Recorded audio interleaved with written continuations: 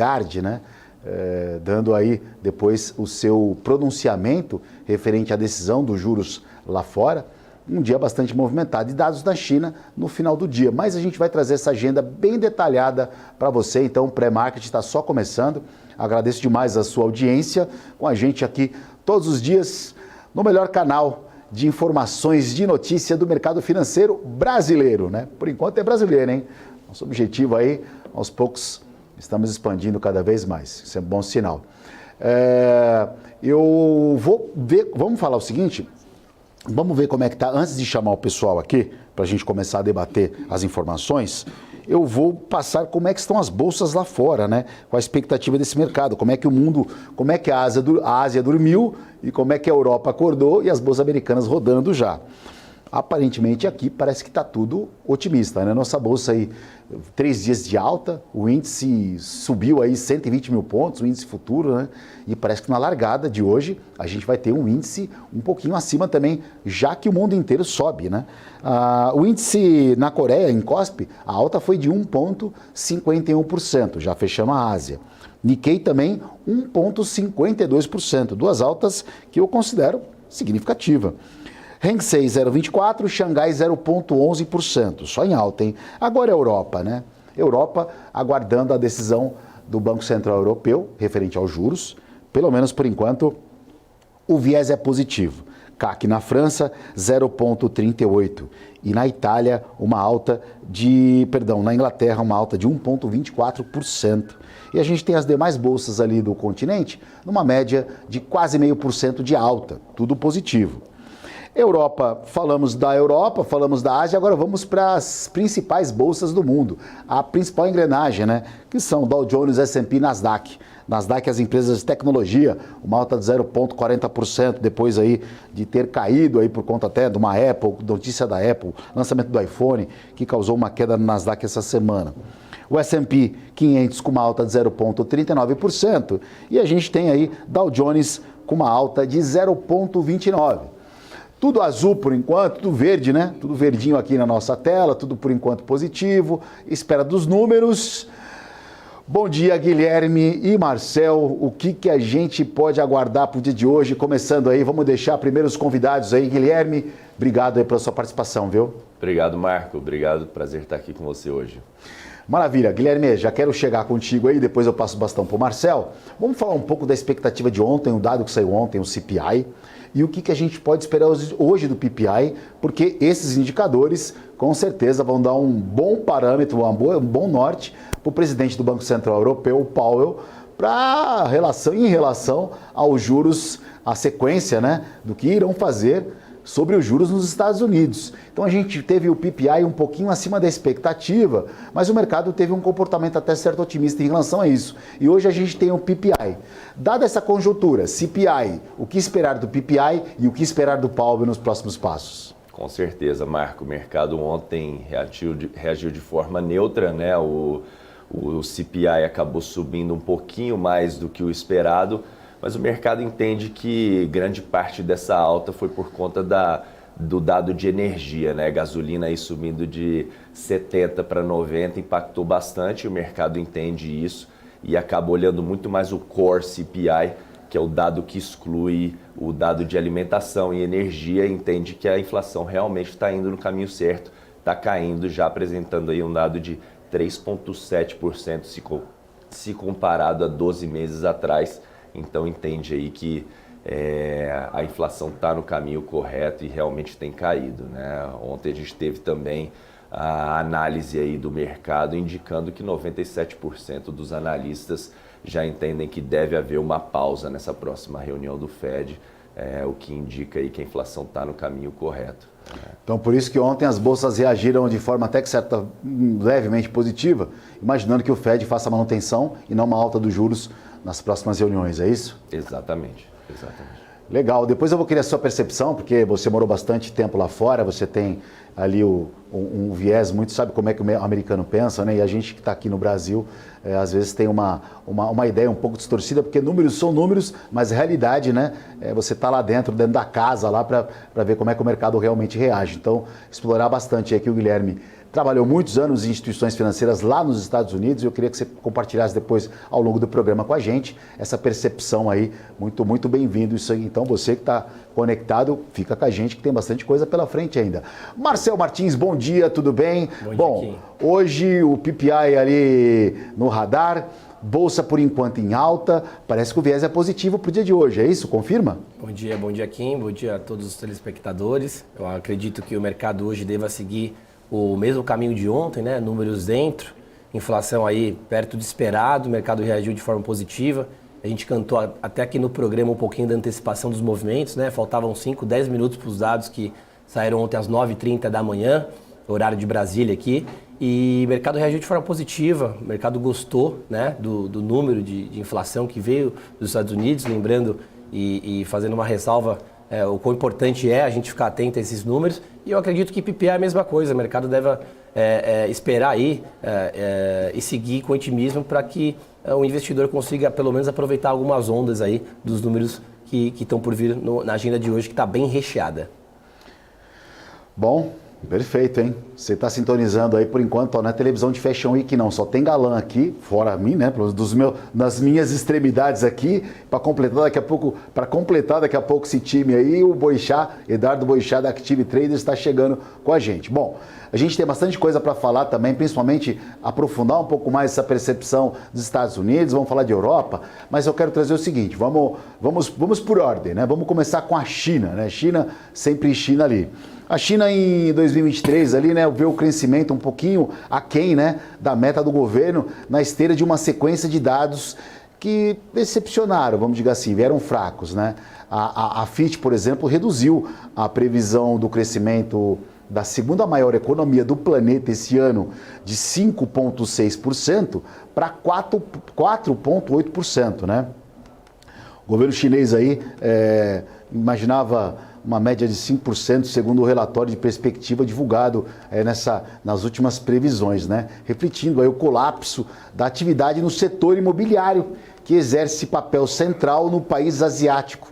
A agência ainda espera a adoção de mais estímulos nos próximos meses, como corte de juros e compulsórios aí, né?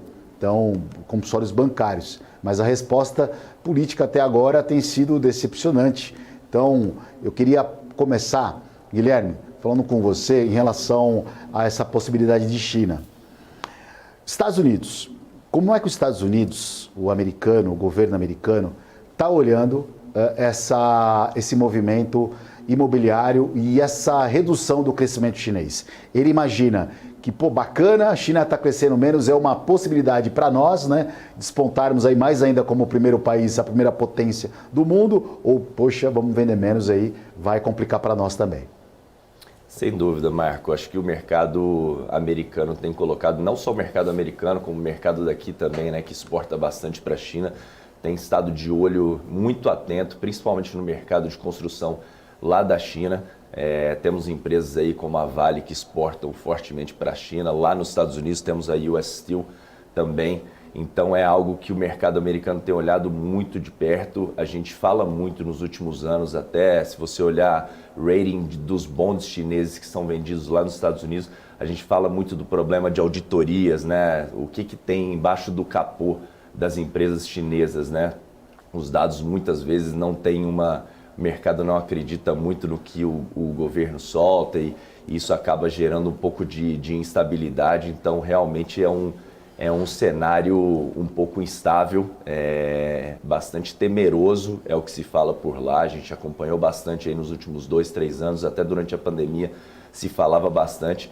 A questão da pandemia acabou tirando um pouco o foco da Evergrande lá atrás, já começou durante a pandemia a mostrar alguns problemas e a pandemia acabou tirando um pouco o foco disso e agora voltou nas últimas semanas aí, mostrando que o setor por lá está bastante enfraquecido, né? E a gente tem olhado muito de perto isso.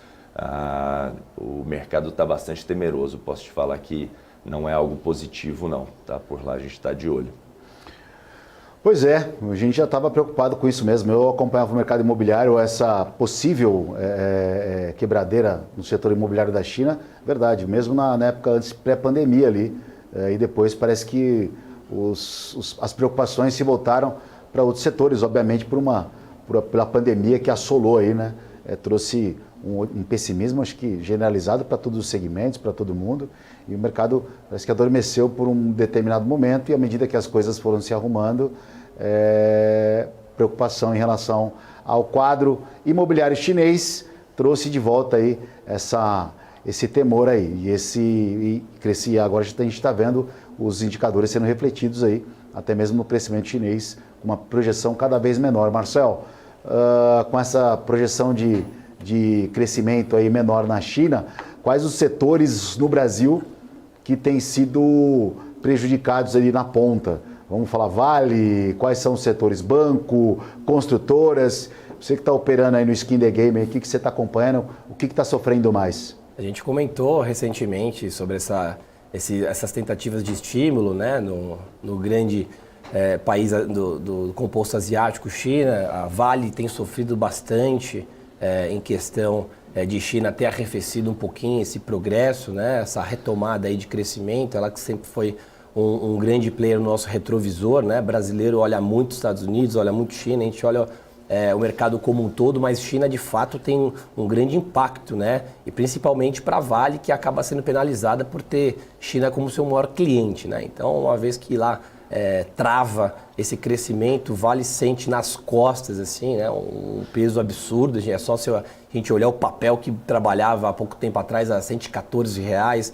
A gente viu, eu assisti aí de camarote, papel perdendo os 40, e agora a gente fica nessa briga, nessa saga de R$70, né? Que antigamente era pechincha, R$70 para Vale, agora ela não consegue passar dos 70, né? Então, quer dizer, enquanto algumas tentativas de estímulo na China não surgir um efeito, uma eficácia, a gente ainda vai ter bastante temor e vamos ficar um pouco aí em cima do muro até ver as coisas melhorarem para ter uma direção um pouco mais concreta. Beleza. Você que sintonizou agora, acabou de chegar atrasado aqui, a gente está conversando com o Guilherme Saad e o Marcel Martins, nessa manhã de quinta-feira, dia 14 de setembro, trazendo as informações de mercado financeiro. Falando agora, a gente estava trazendo informação de China, né? Falamos um pouquinho dessa percepção que eu vou explorar um pouco mais, aproveitando que o Guilherme está aqui dos Estados Unidos.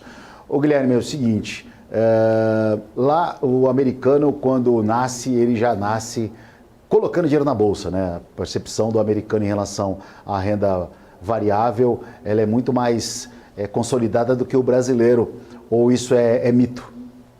É correto. O mercado lá é acostumado desde o nascimento, né, a investir nas ações, dado que o cenário americano, diferente de outras bolsas, tende a ser relativamente estável, principalmente em momentos de crise, né? Se a gente for olhar todas as crises globais desde 29, da Grande Depressão, o mercado americano tende a ser o mercado mais resiliente e que se recupera mais rápido, né?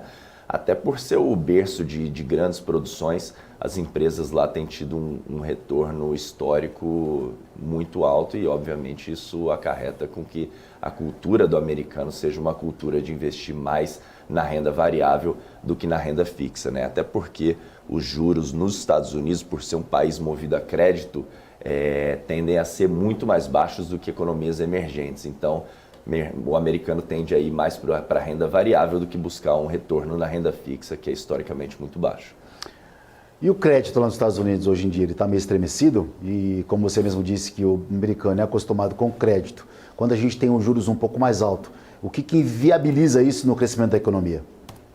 Marco, a gente sofreu, eu diria, durante a pandemia com uma situação que eu acho que a gente não via desde 1978, 79, que era a rápida inflação, né? A gente chegou a bater, 2022, se não me engano, 9,1% de inflação, coisa que a gente não via desde 1978, 79, e o americano sofreu. Grande parte da população, eu mesmo, não víamos isso, né? A gente não estava acostumado com um dia pagar a carne um preço e daqui a um mês o preço subir 30%, 40%, que foi o que aconteceu.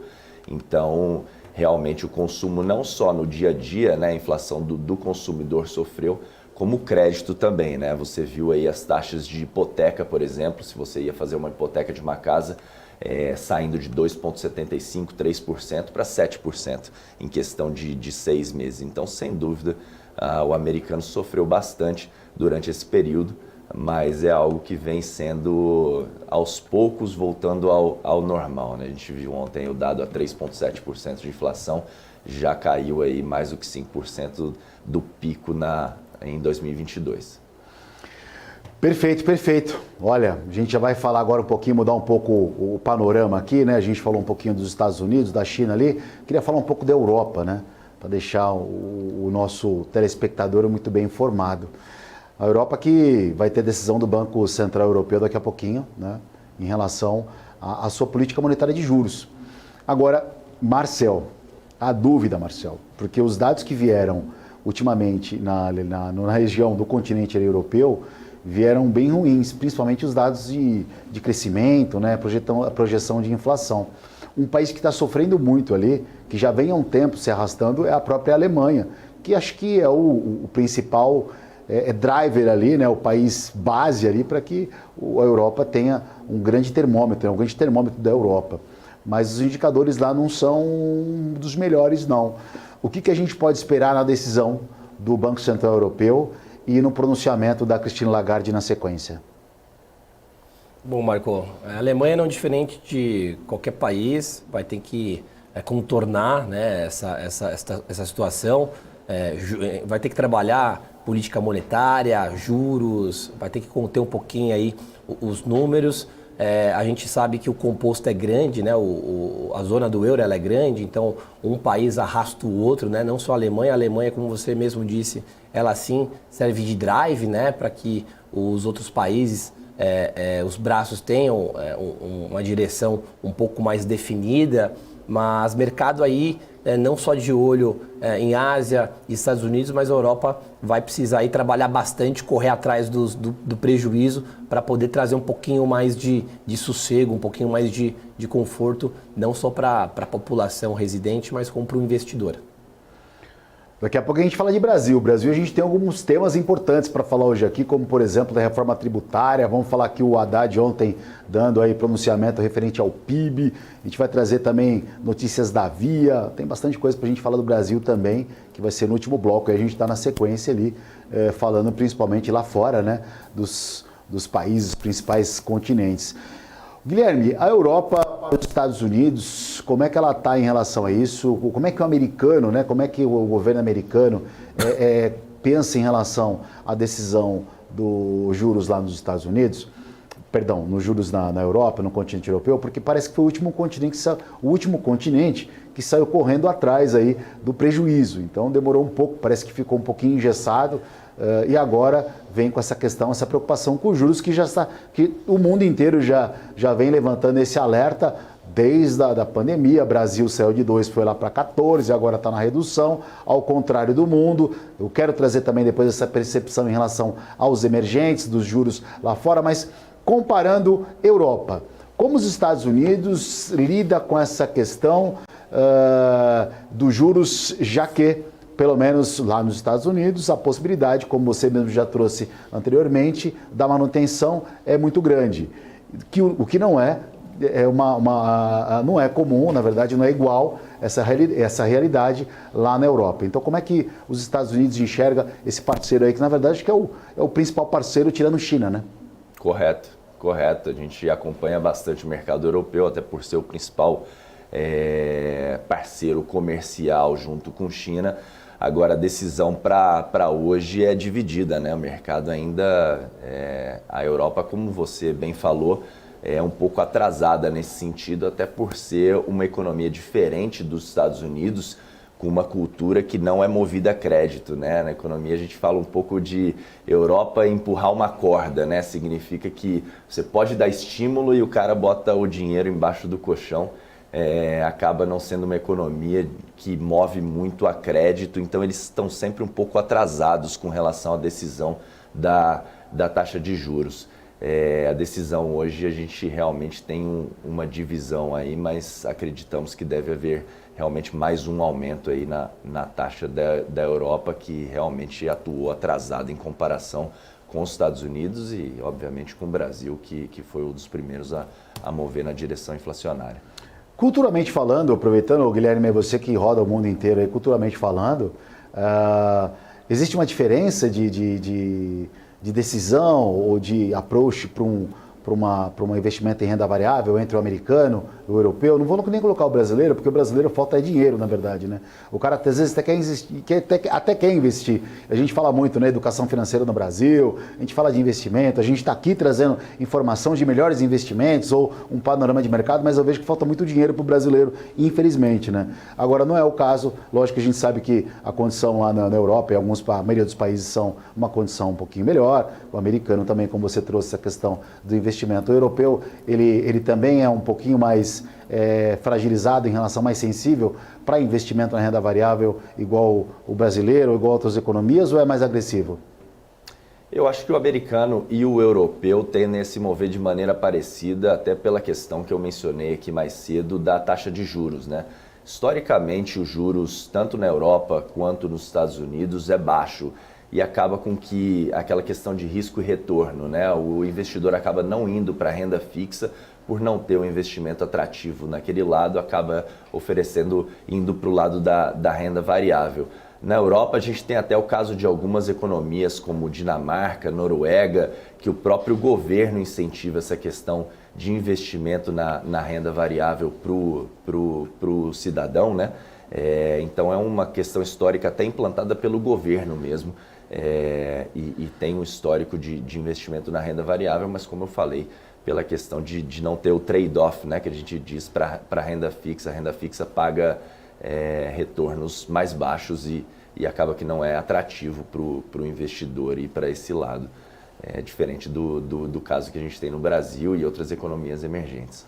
Legal você trazer essa percepção para nós aqui, né, para o investidor brasileiro, porque para a gente ver que tem muita coisa, né, para a gente fazer para o nosso país, para a gente crescer, principalmente nessa questão de mercado financeiro. Vamos falar do dólar, como é que está a moeda mais negociada do mundo, como é que ela está sendo negociada agora perante os outros países. O dólar cai perante o peso mexicano agora 0,07%, o dólar cai, não abriu ainda, mas está com sinal de queda aqui perante o peso argentino. Perante o rublo, o dólar também cai 0,13. O dólar, só que ele sobe agora 0,65 perante o range sul-africano. E aí, algumas moedas, como por exemplo o yuan também, o dólar sobe, perante também a libra esterlina. Então o dólar aí trabalhando de forma mista perante o mundo inteiro. O Marcel, finalizando só essa reta final do bloco europeu, na sequência o mercado vai ficar aguardando a decisão ou o mercado vai aguardar em conjunto o pronunciamento da Christine Lagarde? Qual que você vai acompanhar mais aí? O pronunciamento que vai sair, vou até pegar aqui agora. Que horas que sai o dado? Eu vou falar agora para você. Aqui 9h15 sai a decisão e o discurso que ela fala aqui na sequência 9h45 a coletiva. 30 minutos depois.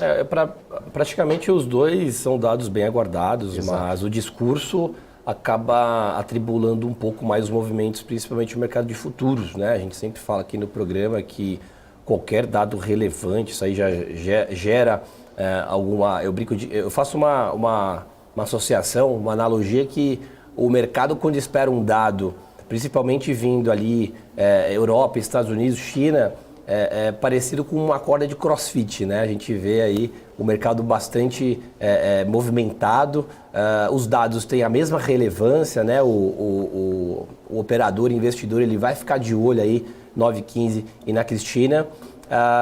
Agora, eu ficaria, sendo bem sincero, um pouco em cima do muro, até porque a gente não sabe aí qual que vai ser o impacto aí desse discurso, né? O discurso não dura apenas 30 segundos, a gente não sabe quanto tempo aí vai acontecer esse evento. Brasil, quando tem quando a gente vê o nosso presidente mencionando algo, falando de economia, governador, a gente vê que o mercado fica se mexendo por muito tempo, oscilando muito tempo. Então, eu acho que o mercado vai aguardar aí os dois dados e provavelmente a gente veja mais efeito aí, né, dessa reunião e do dado das 9h15 por volta da abertura do mercado à vista às 10. Então, acho que o investidor vai tomar mais impulso a partir do momento que o mercado à vista abrir. Beleza, e olha, dia de agenda cheia hoje aqui de indicadores pelo mundo afora, né? A gente tem 9h15, como o Marcelo estava trazendo agora, a decisão do Banco Central Europeu referente aos juros. A gente tem 9h30, uma bateria de números lá nos Estados Unidos. A gente tem auxílio de seguro-desemprego, vendas no varejo e o PPI, né? Índice de preços ao produtor. O CPI, que saiu ontem, é o índice de preços ao consumidor. Quem consome, e agora é o índice de inflação para quem produz. Então esses indicadores sairão às 9h30, horário de Brasília. Depois, 15 minutos, na sequência, 9h45, a gente tem o pronunciamento da Christine Lagarde, presidente do Banco Central Europeu. E, para encerrar uma agenda aí com bastante indicadores, a gente tem produção industrial lá na China, lá a produção industrial, e eu quero falar da indústria aqui do Brasil, no bloco sequente, aqui na sequência do nosso programa. A gente só, por enquanto, nós falamos só lá fora, a gente tem coisa para falar do Brasil também.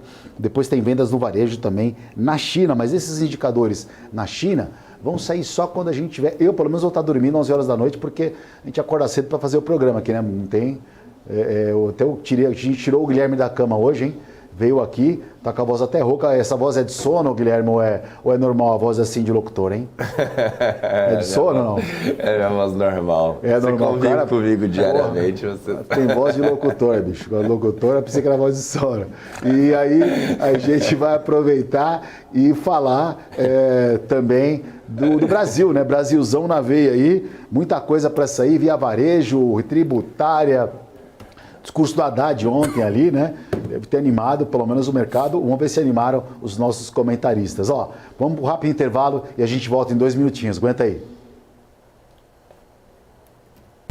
PNC News. Informação que gera valor. O que acontece no mercado financeiro no Brasil e no mundo está na BMC News. São 24 horas de programação para ajudar o investidor a melhor tomada de decisão. Independência e jornalismo sério. Não estamos plugados em nenhuma instituição financeira. Isso nos dá liberdade de levar a informação sem nenhum viés, sem conflitos de interesse. Ser a ponte entre as notícias, empresas, especialistas e os investidores. Tudo de uma forma dinâmica e com uma pitada de bom humor. Informação que gera valor, você sempre vai encontrar na BMC News. Trader, imagina uma TV com programação trader 24 horas por dia. Imagina ter conteúdo de qualidade, interação com a comunidade trader em tempo real e acesso às últimas notícias sobre o mercado a hora que você quiser. De madrugada, final de semana, é só ligar, assistir e interagir. Pois é. Pela primeira vez na história do mercado financeiro, está no ar a TV exclusiva para traders, a Trader TV. Programação 24 horas por dia, sorteios de notebooks, cadeiras ergonomicamente projetadas para os traders, camisetas, canecas, além de muito conteúdo de qualidade para melhorar o teu operacional. Ultrapasse fronteiras e eleve a sua performance no trade de uma vez por todas. Ou morra tentando sozinho. Te esperamos na Trader TV.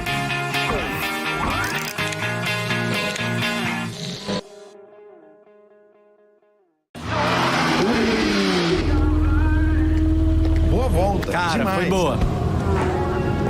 E aí, Ju, tá curtindo? Espera aí, Razia, que eu tô só baixando o novo aplicativo do EQI pra abrir minha conta. Mas você não precisa fazer isso com calma? Não, é facinho. Deve ser até mais rápido que essa sua volta. Mais rápido do que minha volta de Porsche. Você duvida? Baixa o aplicativo. Amigos da EQI, e vai se criando um clima terrível no Autódromo de Interlagos. Vamos, acelera! De um lado, temos Luiz Razia. Do outro lado, temos Júlia Václavik. Bora, Razia! Precisa melhorar esse tempo. Tá no papo, tá no papo. Haja coração, meus amigos. Como ela tá indo, Nelsinho? Ela já fez o reconhecimento facial. Razia acelera pelo mergulho e vai se aproximando da subida dos boxes. Olha a Júlia finalizando. Vai ganhar, vai perder. Perdeu! Ganhou! Mas na verdade, quem ganha mesmo é você, que consegue abrir sua conta na EQI Investimentos tão rápido quanto o tempo que você levou para assistir esse filme aqui. PNC News. Informação que gera valor.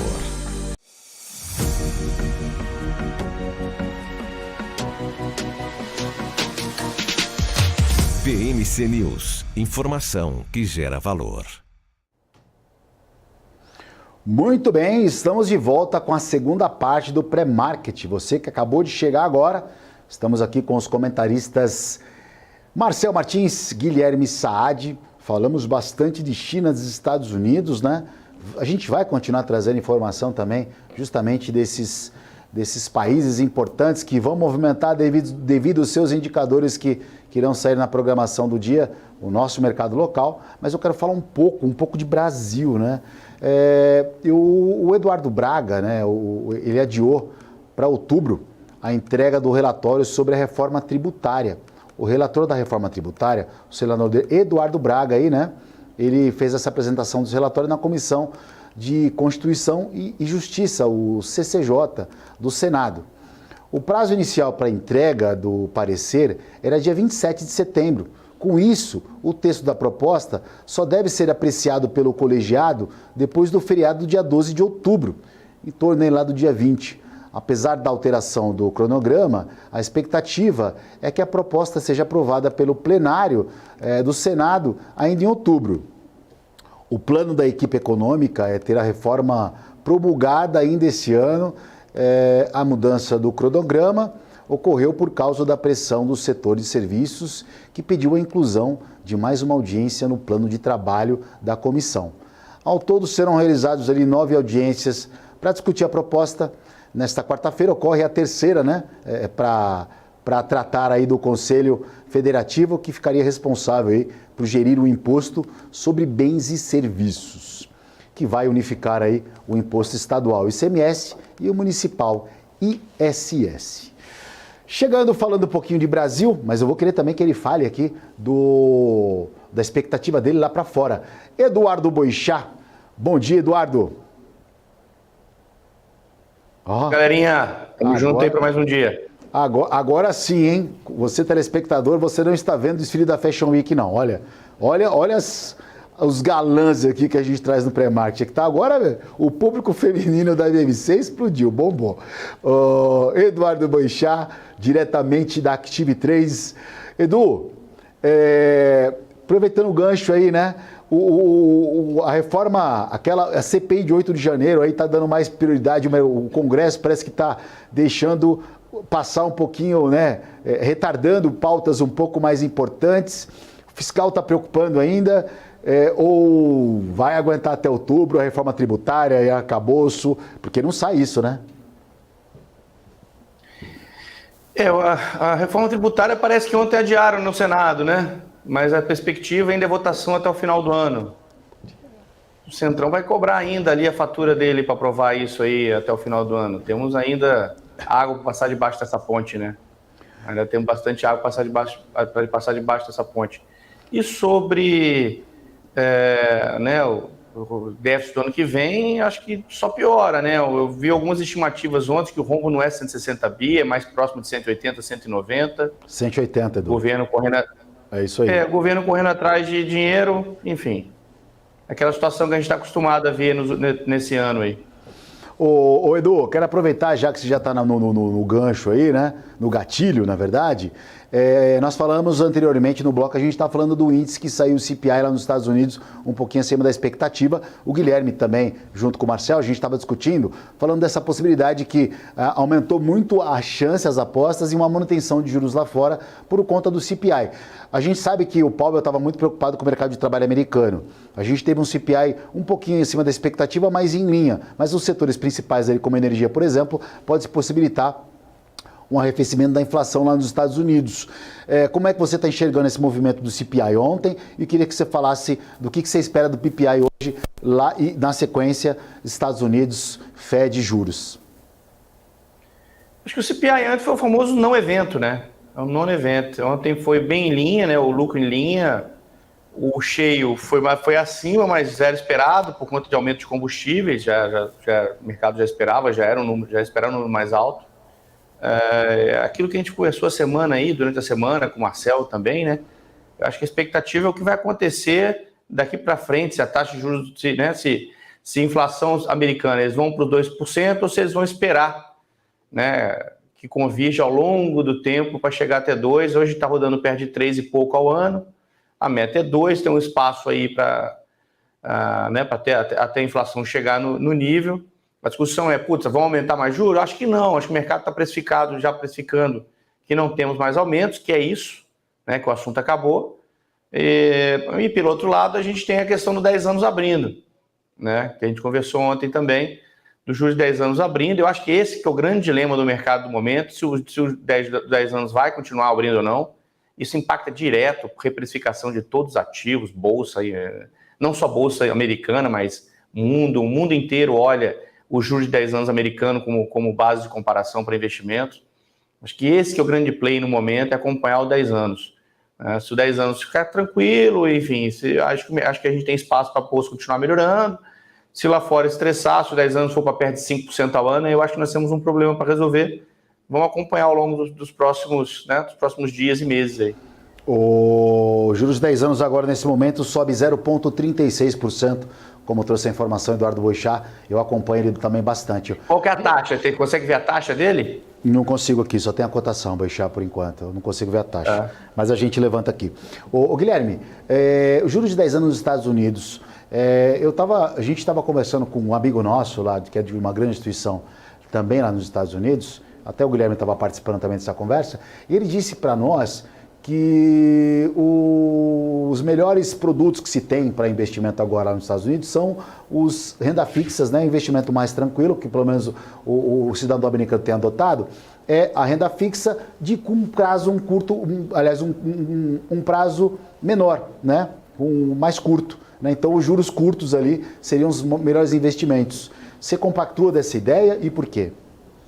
Olha, Marco, obviamente a gente tem que, na criação de carteira e alocação, a gente tende a colocar uma diversificação tanto na dívida de curto prazo, quanto usar os ativos de empresas também americanas. A gente falou disso essa semana durante essa conversa de alocação, que hoje apresenta um retorno historicamente altíssimo, né? Você tem aí os bancos que acabaram sofrendo nos Estados Unidos em momentos recentes aí por conta da queda nos bancos regionais, que hoje apresentam um yield que historicamente é muito alto. Então a gente tende a alocar de uma forma diversificada, tanto entre os juros curto americano, né, por conta da inflação, a curva de yield é invertida hoje, então os juros de curto prazo aí chega a 5%, então historicamente é excelente, mas a gente tende a usar também os bons de empresas de 5 a 10 anos, que hoje apresentam um retorno muito alto se comparados aí a 10, 20 anos atrás.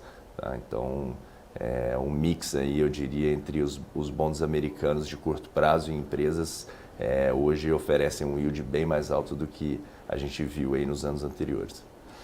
Marcelo, você consegue colocar o gráfico para a gente do S&P, ou Dow Jones ali, um ETF americano ali para a gente dar só uma evoluída, ver como é que ele está se comportando hoje, nessa quarta-feira, dia 14, véspera aí do PPI, né? Quase saindo do PPI daqui a pouquinho. A gente vai trazer esse indicador ao vivo aqui para você na BMC. DJI, Tica.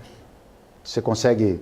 Eu talvez seja frisado aqui. Mas aqui não. Foi, mas não tem problema. Tá indo. Qual que é esse aqui que eu não enxergo de longe? Que eu DJI. Tá. Dow Jones. Dow Jones. Vamos lá. Eu só quero confirmar se esse ticker aqui, ô Marco, para eu não cantar a bola errada aí pro telespectador, tá? Mas vamos lá. Fechou na mínima ontem. É isso mesmo? Confirma? Sim, é isso aí. Eu tô vendo aqui. Confirma? Tá, fizemos um fundo lá na região dos 34.500 pontos, tá? DJI. Fechamento de gap no dia 8 de setembro. Mercado um pouco temeroso nessa região de fundo que eu acabei de mencionar. Fechamos na mínima de ontem, do pregão de ontem.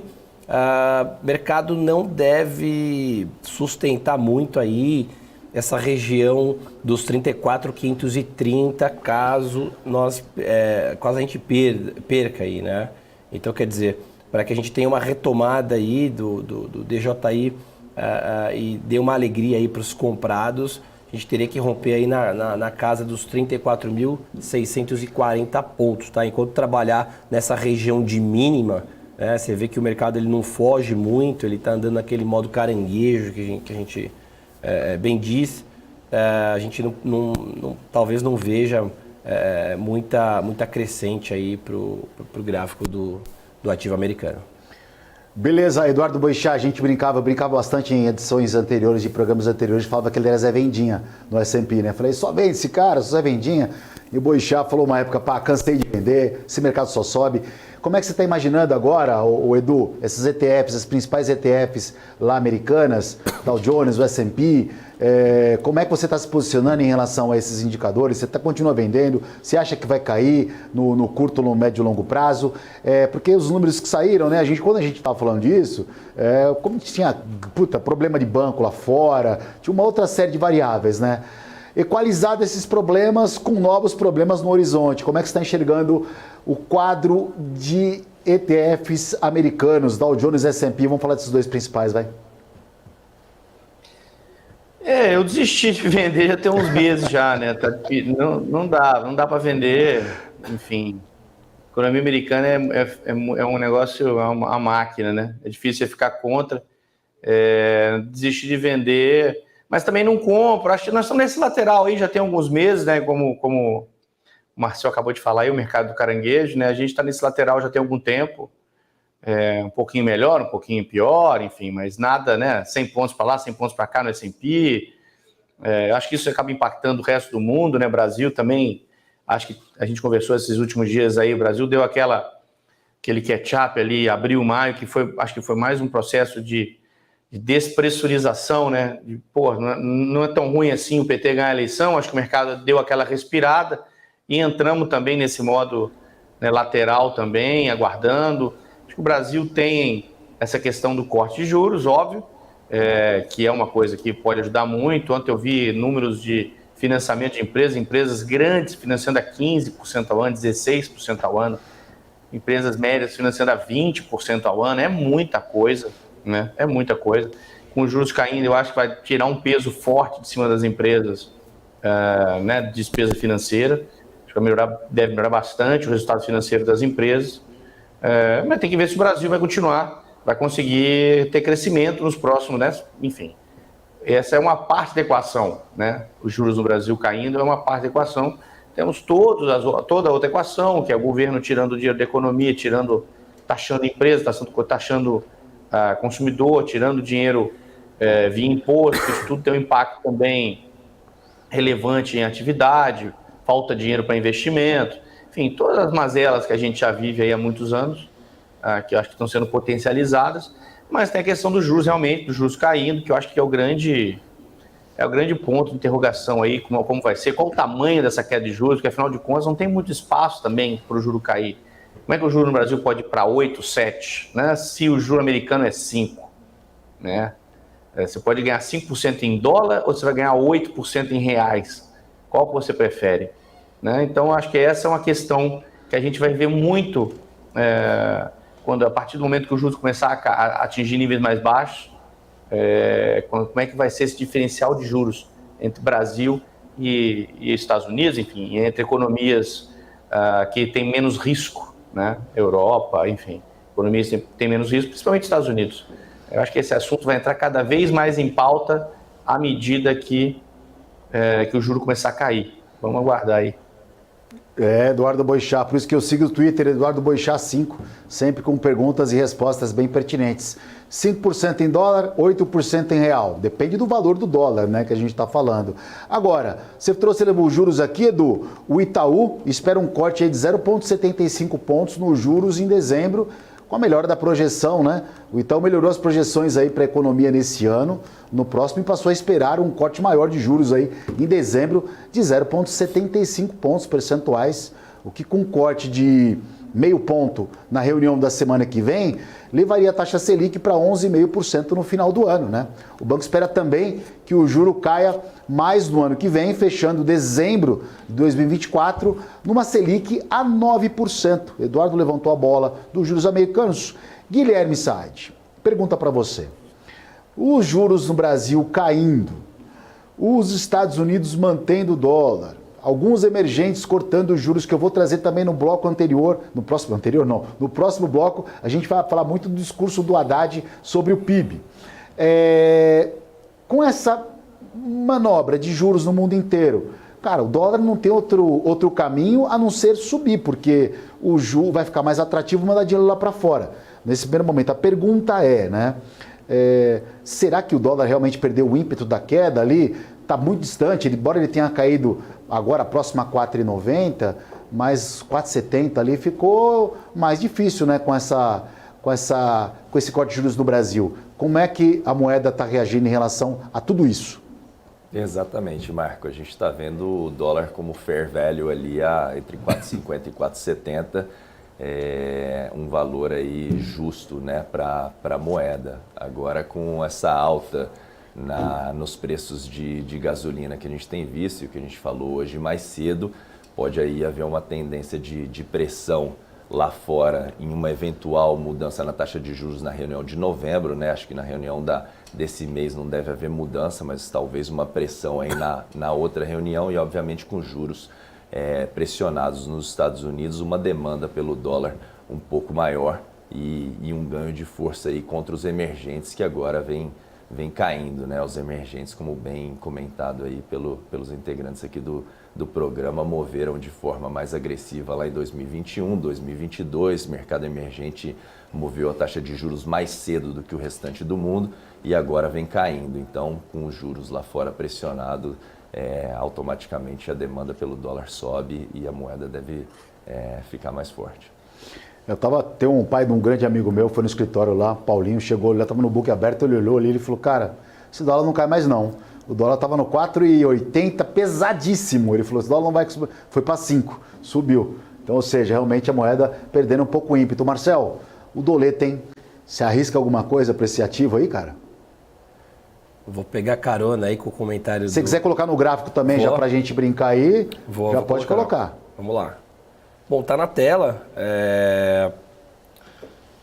Caranguejo ontem também, por grande parte do dia o dólar. Eu não acho que foge muito desse... Cuidado aí. Cuidado com a sílaba aí, velho. Mas eu acho que não foge muito desse range aí. O dólar trabalhando firme aí na região dos 4,92. A gente viu até pouco tempo atrás, Marcão, o dólar deu até uma patinada lá no 4,75, mas aquilo lá foi doce ilusão, né? Eu acho que muita parte do mercado, talvez aqueles mais sonhadores em conhecer a Disney, achando que ia comprar dólar a 4,50, né?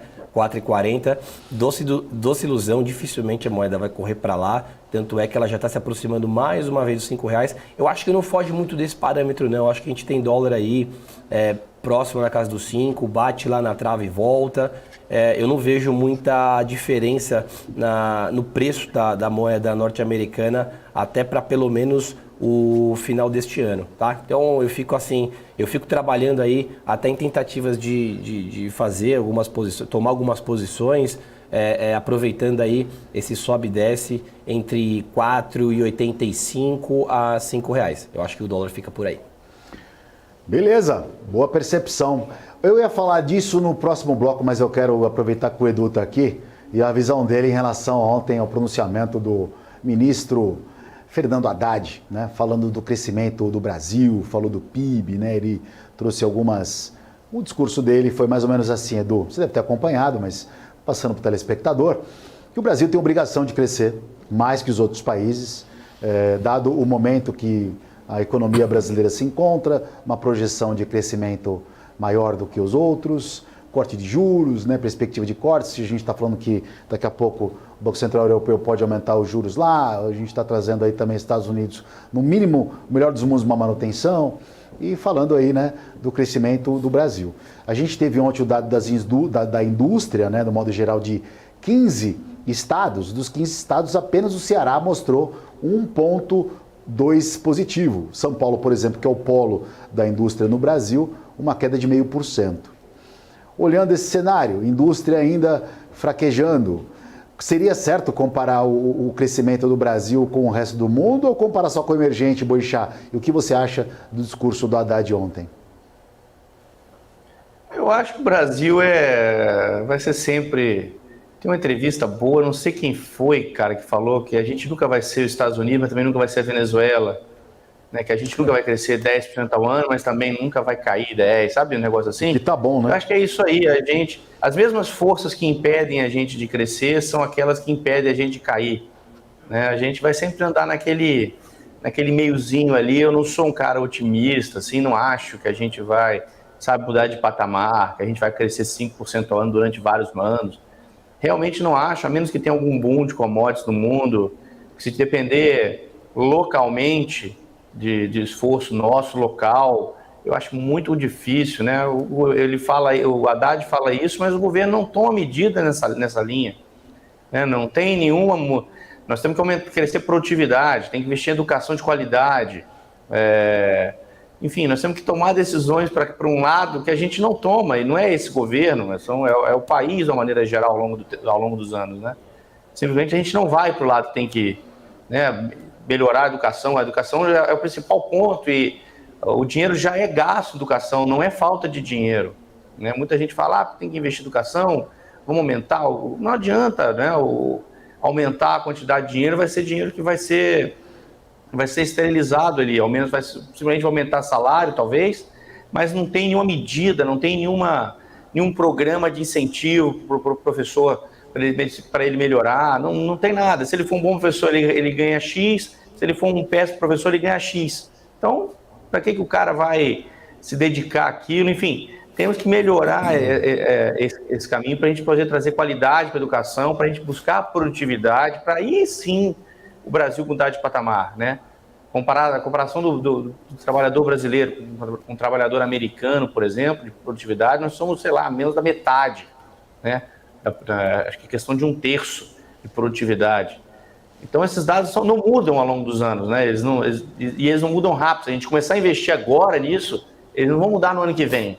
É um processo de vários anos, né? E a gente, pelo menos eu não vejo medidas sendo tomadas nessa direção. Então, qualquer discurso, que nós temos obrigação de crescer mais, mas não vai, né? Não vai, nós vamos ficar nessa toadinha, preocupado com o estouro do déficit, porque realmente o Estado gasta muito, gasta mal, não existe uma discussão sobre a racionalização dos gastos do Estado, é simplesmente vamos aumentar os gastos, e isso vai se perpetuando ao longo dos anos, e infelizmente o Brasil vai ficando, né, vai tendo sempre o gigante adormecido que nunca acorda. É realmente verdade, viu, Boixá? Você trouxe um discurso aí muito sincero em relação a tudo isso. A gente vê o Brasil se preocupando com coisas que, teoricamente, era já para ter estancado, né? Se tivesse algumas outras medidas. O Guilherme, como é que o americano, tá? O investidor internacional, vou falar nem o brasileiro que tem dinheiro lá fora, que tem empresa lá fora. Vamos falar do investidor americano, europeu. Como é que ele olha o Brasil? Como realmente uma potência ou um país ainda a ter cuidado para investir? Olha, Marco, acho que a gente falou disso algumas vezes também essa semana. O americano odeia incerteza, né? Acho que essa é a frase. O investidor americano, ele não gosta do que ele não entende ou do que ele não sabe o que esperar, né? E acho que o Brasil tende a pecar nesse sentido, como o Boixá bem colocou agora. A taxa de juros aqui é excelente para um investimento em renda fixa. Muitas vezes a gente vê uma entrada de capital muito forte, mas o americano não entende, tem muita incerteza com relação à regulação, mudança tributária, e são fatores que acabam influenciando aí na entrada de capital de grandes fundos americanos. A gente conversa bastante com eles lá fora e por essa incerteza acaba que tende a diminuir aí a entrada de capital no Brasil, né? Acaba se sobrepondo a essa atratividade da taxa de juros, essa incerteza. Marcel, dá para colocar rapidinho antes do intervalo e colocar nosso índice Bovespa na tela? Tá, vamos lá. Quanto é que o índice oscilou esse mês aí, as projeções aí para a gente ver nesse imbróglio todo aí de mercado financeiro, já que é o principal ETF brasileiro, né? Como é que está o comportamento dele? Subiu 3 dias seguidos de alta, subiu hoje 4 dias seguidos, hein? 4 dias seguidos, mas ressaltando aí, Marco, o nosso principal benchmark da Bolsa Brasileira acabou perdendo aí de forma leviana uma linha de tendência de alta ali. A gente parou, praticamente fechamos na máxima de ontem, né, nos 119.400 pontos. Ainda tem bastante briga do índice entre essa retomada ou não acima dos 120 mil. Recentemente nós encostamos ali na barreira dos 124, mas não aguentou por muito tempo, né? Parece que no meio do ano para cá a Bolsa deu uma arrefecida, mas do final de agosto em diante ela tem mostrado aí que está com apetite e sede de voltar a trabalhar na região dos 120 mil. Então acho que o investidor deve com certeza ficar de olho nesse range de preço também, assim como a gente havia falado anteriormente do dólar, que eu não acho que deve escapar dos R$5. O índice não muda muito e não muda a sua configuração, tá? Eu vejo ele, talvez eu seja não sei, talvez o único otimista, mas eu encontro ainda ele acima dos 120 mil. Maravilha. Eduardo Boixá, queria que você tivesse as últimas palavras já que a gente vai daqui a pouco para o intervalo. O que o investidor deve ficar conectado hoje aí com atenção especial para um dia de agenda cheia? Hoje tem PPI, né? PPI e tem, eu acho que o principal dado hoje nem é tanto o PPI, eu acho que é vendas no varejo, né? Retail Sales nos Estados Unidos. Eu acho que esse aí é o grande dado do dia para a gente acompanhar, espera um pouco de volatilidade logo de manhã.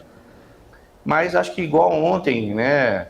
Ontem de manhã também eu tive a mesma expectativa de ter um pouco de volatilidade de manhã e à tarde ficar mais parado. Acho que foi mais ou menos o que aconteceu aqui.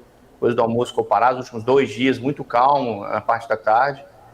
Com falta de dados, falta de incentivo, né? Falta de ter perspectiva de mudança para melhor ou para pior.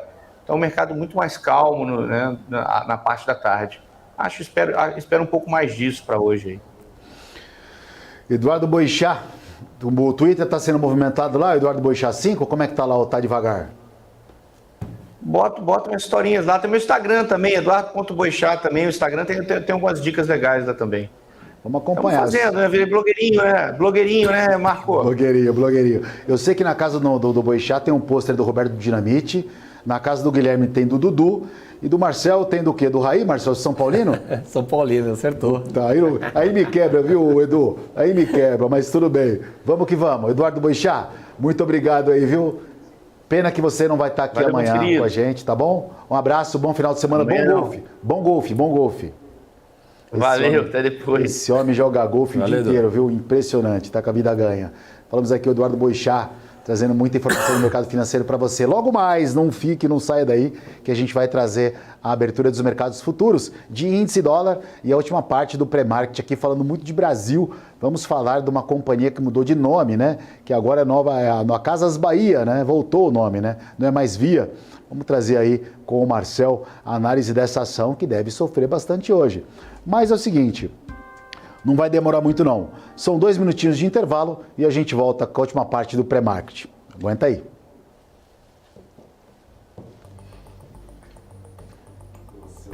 PMC News. Informação que gera valor. O que impacta a economia e o mercado global. Aqui no BMC News você acompanha em tempo real a abertura do mercado e todas as movimentações do mundo dos investimentos. Notícias acompanhadas de opiniões de grandes especialistas para ajudar você na melhor tomada de decisão na hora de investir.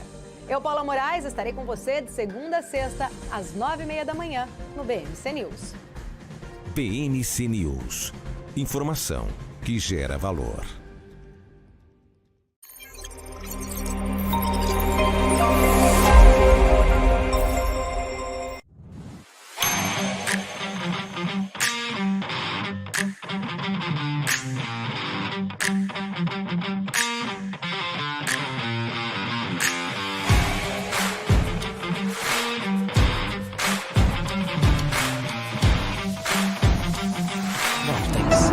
Beyond.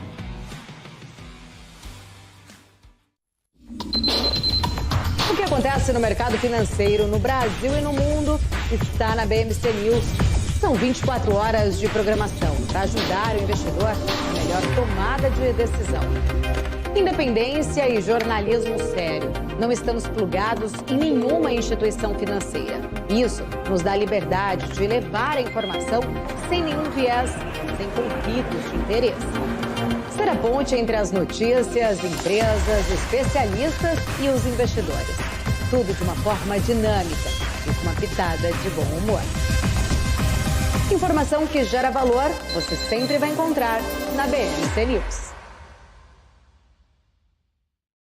Conheça a Brasil Paralelo, o único streaming que oferece uma experiência completa, que começa antes de cada filme com a sinopse em vídeo e continua depois que os filmes acabam com as análises e podcasts sobre o que acabou de assistir. Somos o grupo de comunicação que produziu Brasil, a Última Cruzada, a série de história que mudou a forma do brasileiro olhar para o seu passado. Junte-se às mais de 600 mil famílias que assinam a BP. Entre no site brasilparalelo.com e faça sua assinatura. BMC News. Informação que gera valor.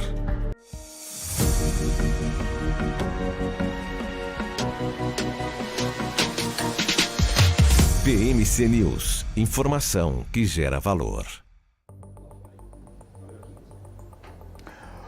Bom dia para você que sintonizou agora. Estamos de volta com o pré-market aqui na presença dos comentaristas Guilherme Saad, também Marcel Martins, trazendo as informações de mercado financeiro para você. Olha, desde as 8 horas da manhã a gente está trazendo aqui muita informação, falamos muita coisa legal aqui e vamos continuar trazendo informação para você. Então continua aqui com a gente, que acabou de abrir o nosso índice futuro, o índice da Bolsa aqui com uma alta de 0,71%, agora sendo negociado a 120.300 pontos, acima de 120 mil pontos, Marcel e Guilherme. E o dólar com uma queda de 0,17%, aguardando os indicadores que irão sair. 9,15, decisão do Banco Central Europeu, 9,6, vendas do varejo, índice de preços ao produtor. E junto com a gente nesse último bloco, estou trazendo Beto Assad para os comentários. Bom dia, Beto. Obrigado pela sua participação. Tudo bem?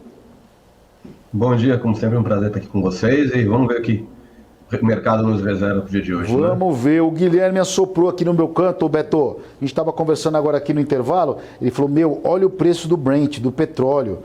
Aí eu falei, o quê? Deixa eu puxar aqui a cotação. O preço do barril do petróleo agora, do Brent, sobe mais um pouquinho, hein, gente? Tá quanto tá aqui? Deixa eu ver. $93 dólares e 16, uma alta de 1,40. Ô Beto, esse petróleo ele não vai dar uma azedada, não pode dar uma complicada na nossa sequência aí de corte de juros. O Itaú, como eu trouxe no bloco anterior, já está imaginando na última reunião 0,75, fora 0,5%, uma Selic a 11,5% no final do ano. Até então, tudo tranquilo, né? Por enquanto sim, né? Vamos ver se essa sequência aí de alta do petróleo pode acabar afetando a nossa inflação, né? E aí realmente pode dar uma azedada, digamos assim, como você disse, essa questão aí da taxa Selic, né? A gente tem reunião semana que vem e isso já vai ser um bom indicativo de como o Banco Central está imaginando o controle da inflação e os rumos da Selic até o final do ano, né? Realmente a gente tem expectativa de corte agora, mas eu quero realmente ver, estou de olho no comunicado aí da próxima reunião para a gente entender quais serão os próximos passos do Banco Central, do pessoal do Copom, para a gente entender para onde vai a nossa Selic e o que eles esperam ainda da inflação até o final do ano e já também para 2024. Ô Guilherme, essa questão aí, como o Beto já salientou para nós aí, né? O preço do barril do petróleo, essa alta do Brent acima de 93 dólares, ela não é ruim para nós não, né? Também a inflação é ruim lá para os Estados Unidos, para o mundo em geral, né? Exatamente. Lá para nós, nos Estados Unidos, a pressão do combustível tende a impactar bastante no cenário inflacionário e é algo que a gente vem acompanhando. Ontem a gente já viu aí algumas mudanças de panorama por parte de grandes analistas, próprio Michael Wilson da Morgan Stanley, o relatório da Lazard, enfim, indicando aí que a pressão do petróleo pode ter um impacto não só na questão inflacionária, mas na questão do mercado em geral, né?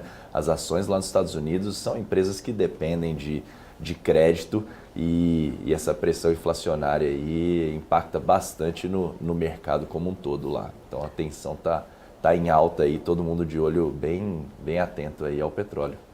Ô Marcelo, e como é que a Prio fica nessa? A gente fala bastante de Petro, né? Mas tem outras as empresas também. Como é que a Prio se comporta em relação a esse preço do barril do petróleo? Como é que ela está atualmente aí? Dá uma olhada no gráfico para nós, por favor. E também que falasse um pouco desse aumento do barril do petróleo lá fora. Vamos lá. Setor petroquímico aí, petróleo e gás, pegando carona aí com essa puxada do Brent, né? A gente acabou de comentar aí no intervalo do programa que o barril do petróleo aí, o Brent, bateu na casa dos 93, a gente brinca que pode romper a barreira dos 100, a gente comentou isso no programa anterior. Não só Petrobras pegando o bonde aí, nessa alta de petróleo, essa briga de oferta e demanda que a gente tem visto aí nos noticiários, mas Prio também seguindo a mesma dança, né? Dançando a mesma música. A gente não precisa nem traçar uma LTA, é visível aqui que desde o finalzinho também do mês de agosto, onde a Bolsa deu uma virada de chave, virada de rumo, a gente vê as ações da Prio saltando dos 45 para quase R$49, né? Então, quer dizer, a gente vê que o setor, apesar dessa briga aí pelo preço do Brent, as petroquímicas ela tem sim aproveitado talvez como uma das razões para continuar em movimentos ascendentes. Tá? Então eu vejo o mercado bastante comprado no setor petroquímico, né? Petróleo e gás. Perfeito. O Beto, se você quiser também compartilhar a tela, traçar alguma ação aí, você fica à vontade, nos avise aqui, tá? Tá em casa. Porque eu quero falar um pouco agora de uma ação que hoje vai dar o que falar. O Grupo Casas Bahia, o Beto, você chegou a ver essa notícia lá? Que ele agora mudou o nome, né? Ex-Via Varejo, mudou para Casas Bahia e teve ontem uma precificação de follow-on em 0,80 centavos por ação. A captação era de 1 bi, veio 600 milhões, ou seja, 600 milhões é muito dinheiro, mas é longe de 1 bi, né? Quase 40% a menos. O papel deve sofrer um pouquinho hoje, não deve não? O que você está olhando para essa ação e para essa estrutura e estratégia da companhia? Mudar de nome resolve? Primeira pergunta. Se resolvesse, já tinha resolvido lá atrás, que eles adoram, né? Já foi Via, Grupo Via, agora virou só Via, agora volta a ser Casas Bahia, ou seja, acho que é aquela coisa, vamos mudar de nome, né? Para ver se o pessoal acha que mudou a direção, né? Aquela coisa a empresa muda, né? Mas graficamente, eu estou no gráfico semanal aqui, que é o gráfico semanal é o meu xodó, né? O gráfico que eu gosto realmente de fazer as análises. Inclusive, eu tinha já olhado acho, na semana passada, né? Com vocês aqui. Tá muito feio o gráfico, né? Tá muito feio. Ele tá numa tendência de baixa muito poderosa, né? A gente vê uma sequência aí de 1, 2, 3, acho que 7 semanas aí consecutivas de queda, né? Médias todas alinhadas aqui, eu gosto muito da média, para quem ainda não conhece, né? O meu trabalho, eu gosto de trabalhar com a média de 200, 21 e 8, todas exponenciais. E ela deu, por exemplo, para quem gosta de buscar operações e gosta de seguir tendência, que é o meu caso, se fosse fazer alguma coisa aqui, teria sido uma venda, não era para buscar compra nenhuma, uma venda principalmente nessa região aqui, depois de testar as médias e entrar uma pressão vendedora muito forte. O papel começa a ficar um pouquinho já sobrevendido, né? Eu gosto de utilizar o IFR também de 9 períodos, ele está trabalhando próximo já da região dos 20. Aí o pessoal fala, quer dizer então que já está muito sobrevendido, é compra? Não, né? Se ele resolver engatar uma tendência, continuar essa tendência forte de baixa aí, abre espaço para continuar realmente caindo. Eu não vejo ainda, né, nenhum cenário que possa indicar para a gente algum tipo de reversão, alguma compra. Para tentar, como eu falo, querer pegar a faca caindo, né, com a palma da mão aberta, que não é o que eu gosto de fazer, eu gostaria de ver algum sinal aqui de, por exemplo, tentar marcar um fundo duplo, alguma reversão, alguma divergência com o IFR, para a gente tentar buscar algum tipo de compra ainda mais arriscada, né, porque realmente não vejo ainda no momento nada que me indique um possível ponto de compra aí para Via. Papel, infelizmente, ainda dá sinais aí que provavelmente vai testar a casa lá de R$1, né? Número redondo. Virou tudo para virar de repente uma penny stock, né? Na casa de centavos. Difícil situação, né? Vamos ver o que a empresa reserva pela frente. Mas graficamente não vejo compra nenhuma no momento aí. E essa ação especificamente, o Beto, e também Guilherme e Marcel, a gente já teve alguns outros tipos de problemas lá atrás, né? Sempre uma empresa que está com um ruído negativo, né? Isso para o investidor realmente é complicado. Mas muita gente entra numa ação dessa, num ativo desse, pela volatilidade, né? Por meramente especulação, como uma oportunidade. mas são pessoas treinadas, capacitadas para esse tipo de movimento, capacitadas para esse tipo de investimento, né? Então, para o investidor, geralmente, que é uma pessoa, a grande maioria, não tem um home broker ou uma tela ali para fazer as suas ações, não entende muito de mercado financeiro, acho que a melhor coisa é ficar fora, né? Guilherme, nos Estados Unidos existem alguns mecanismos para empresas que estão, teoricamente, com problemas, não é o caso, mas com muita volatilidade. Como é que eles fazem? Né? Eles tiram do catálogo? Qual é a medida que o governo tem para prevenir o investidor comum não ser prejudicado com essas grandes volatilidades? Exatamente, Marco. A gente lá tem o OTC, né? Mercado OTC, que é o mercado fora do counter, que a gente diria. Quando a ação começa a ter uma volatilidade muito alta e já cair abaixo ali dos $5, a gente já considera que é uma ação de alta volatilidade. As casas, as corretoras param de gerar margem em cima daquela ação, que é bem importante, ou seja, diminui a alavancagem em cima daquela posição e começa a tirar dos exchanges, né? Então, esses são mecanismos aí que os reguladores aplicam para reduzir o risco de perda por parte dos investidores e de quebra. Ô Marcel, ao contrário daqui, né? O pessoal busca bastante mais alavancagem, né? Acho que independente do perfil do cara aí, quando a gente fala de alavancagem, o cara, não, quero um volume gigantesco com um pouco de dinheiro na conta. É o que a gente sabe no final da história, né? Exatamente. Inclusive, eu aproveito essas deixas, Marcão. Eu comecei no mercado operando penny stock, né? Então, eu sempre operei via book, né? E como comentado agora, é claro que a Bolsa não gosta de ver papéis travados ali, que é casos também de Lojas Marisa, abaixo, na casa de centavos, a Oi, e agora a Via querendo participar desse grupinho aí, né, das penny stocks, né? Infelizmente, né? Não desdenhando aí, mas aproveitando um pouco a onda, eu como trader especulador, eu aproveito esse baixo preço negociado das ações da Via por N questões, né? Que se a gente começar a comentar as razões, a gente vai levar o programa até semana que vem, mas eu aproveito, eu já consigo enxergar no livro de ofertas muito agressor ali, muito player já posicionando ordens grandes no livro de ofertas, quer dizer, coisa que a gente não via quando o papel era negociado na casa dos R$2,50, R$3, enfim. Mas eu acho que de qualquer forma, a cultura aqui é outra, né? O brasileiro não opera igual o americano não opera igual o brasileiro, tem as suas particularidades, mas eu acredito que assim, Via pode ser sim bem aproveitado desde que entenda o que se acontece na companhia, né? Não adianta a gente achar que o papel está barato a R$1, né? O mercado precifica, né? Coloca um preço justo pelas razões que ela está passando, né? Pelos problemas. Então, vamos ficar ligado aí, eu acho que é uma grande oportunidade, eu tenho aproveitado, como havia comentado, né? Esse desconto de preço e dá para ver muita gente querendo participar dessa onda. Vamos ver o mercado, vamos ver como que a companhia agora vai reagir depois desse follow-on, enfim, essa bateria de informação que ela tem ainda para divulgar para o mercado. Muito bem, você que sintonizou, agora a gente está conversando com o Marcel Martins, o Beto Saad e o Guilherme Saad, é muita gente aqui, viu? O Beto Assad, ó. Vocês estão me dando trava-línguas aí, viu? Vocês estão me dando trava-línguas. Embora o Guilherme eu conheço há muito tempo, aí o Marcel também, e o Beto também hoje, que está participando com a gente aqui nessa manhã. Gente, daqui a pouquinho, daqui menos de um minuto, vai sair a decisão do Banco Central Europeu. Vamos trazer essa informação ao vivo para você. E depois a gente tem uma bateria de números lá nos Estados Unidos. Por enquanto, o viés é positivo, Beto, lá fora, né? Vai depender, não tem nem como falar, né? Vai depender da sequência dos indicadores para a gente ver como é que a nossa bolsa vai se comportar, se mantém acima dos 120 mil pontos. O que você está imaginando para o dia de hoje?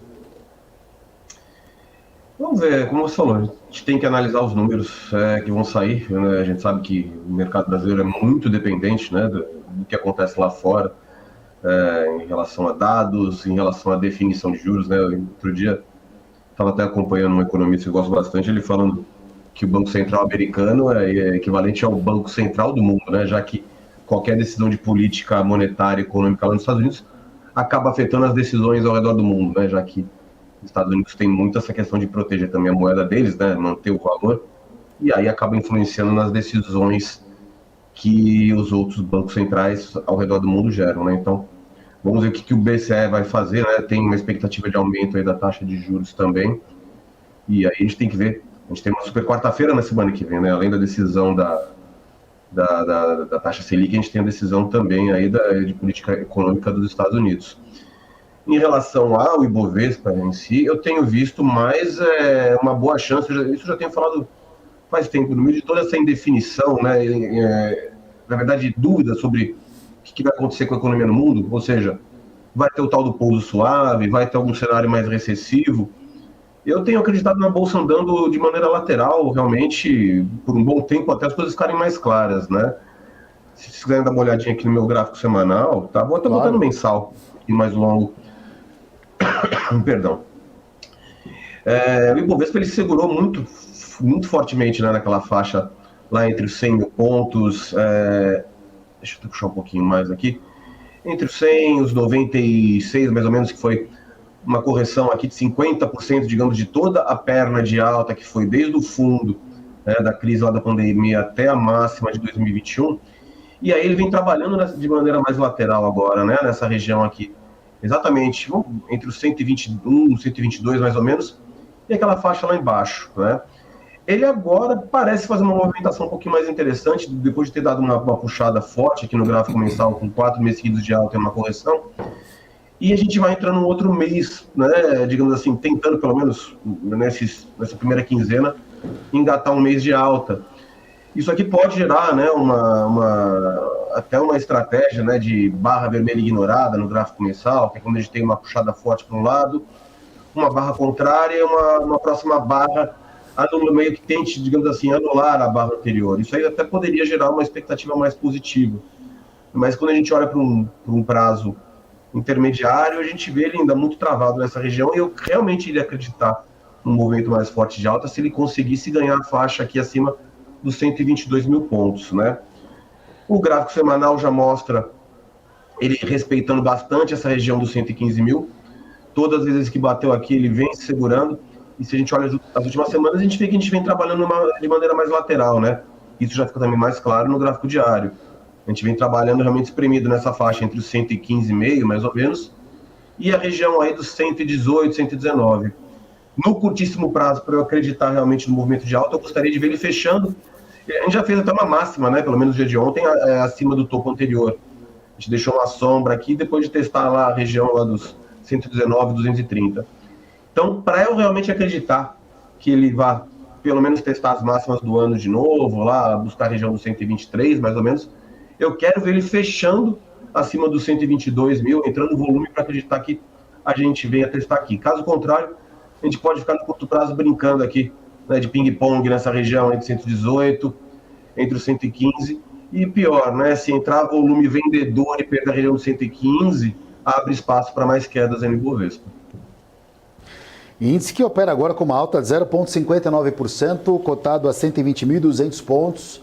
Chegou a cair um pouquinho porque tivemos a decisão do Banco Central Europeu. A alta foi de 0,25%, deixando lá os juros a 4,5%. Guilherme, 0,25%, tudo bem que o mercado já até meio 0,25% dentro do consenso, até mesmo os indicadores que haviam saído anteriormente, nas semanas anteriores ali, principalmente na Alemanha, ali, dando um pouquinho cuidado e uma percepção de 0,25 parece que justa. Tudo dentro dos controles aí, Guilherme?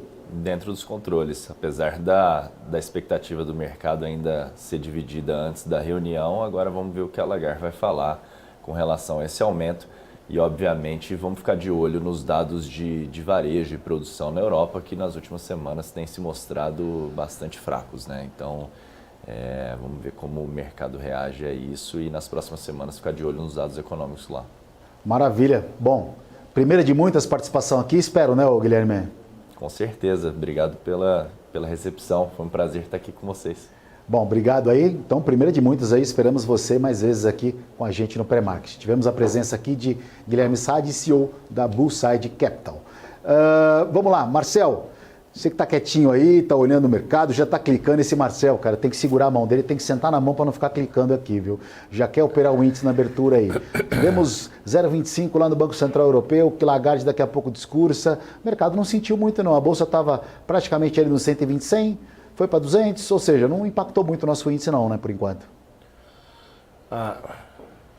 Ainda não, Marco. O mercado ainda prefere esperar Estados Unidos, né, a porteira abrir do que Europa. Apesar da importância, a gente vê aí o índice reagindo próximo da região dos 120 mil pontos. A gente tem conversado bastante, né? A gente fala muito sobre essa região aí, das tentativas de encostar o queixo novamente no patamar dos 120 bola, mas eu acho que juros lá da zona do euro não mexeu muito, né? O mercado ficou num range bem pequeno aqui de 100 pontos, a gente teve um gap até que significativo, isso aqui me impressiona, né?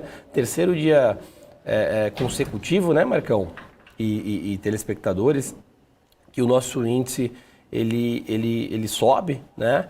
Então assim, parece... hoje é quarto, né? Perdão, hoje é quinta-feira, né? Eu confundi.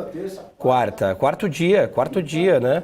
E parece que o mercado tem ficado um pouco mais alegre aí, de novo, né? A gente tem, aí vale a pena a gente voltar um pouquinho para o início da semana, a bateria, agenda cheia de dados inflacionários, o mercado reagiu positivamente e ele não quer perder o ritmo aí dessa música, tá? Então, acho que a Europa não mexeu muito aqui com o nosso mercado local.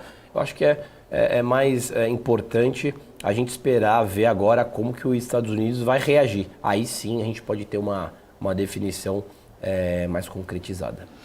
Tá bom, Marcel. Quero agradecer sua participação por hoje aqui. Eu vou continuar com o Beto Assad até o final. Obrigado. E amanhã a gente está junto aqui, sextando no pré-market. Valeu, Marco. Obrigado. Bom pregão. Valeu. Beto, dólar aí por enquanto reagindo de uma forma sequência que vem nos últimos dias, né? Dólar que caiu durante a semana, ao contrário da bolsa que só subiu, mesmo, né, uma perspectiva aí fiscal um pouquinho no radar ainda, nada resolvido. O mercado, a gente sabe que o dólar é um ativo mais sensível a principalmente esse movimento fiscal do país, né? Mas por enquanto a gente está vendo o dólar em queda, né? O que você está traçando aí? O que os gráficos, o oráculo está dizendo para você aí no dia de hoje? Vamos lá, no gráfico diário aqui. O dólar está uma confusão, né? Eu já tinha umas linhas traçadas aqui da semana passada, ele mostrando uma zona de expansão, né? Que vinha fazendo uma linha de tendência de alta e aqui uma linha de tendência de baixa. A gente já pode agora botar uma nova linha aqui, que pode estar mostrando uma cunha, né, um pequeno canal. Deixa eu ver, vamos ver como é que está essa linha na verdade, né? Se a gente colocar ela nessa região, é praticamente uma linha horizontal, né? Então dá para falar que a gente tem uma resistência bem marcada na faixa lá dos R$5, né? E eu tinha uma linha de suporte onde que ele vem brigando bastante nessa região, perto dos R$4,90. Se a gente conseguir perder essa região, eu espero que perca, inclusive, porque eu viajo semana que vem, já comprei dólar e quero comprar um pouquinho mais ainda. Eu acredito num teste dessa zona de suporte aqui perto dos 4,85. E aí vai mostrar pra gente o quê? Que ele tá trabalhando...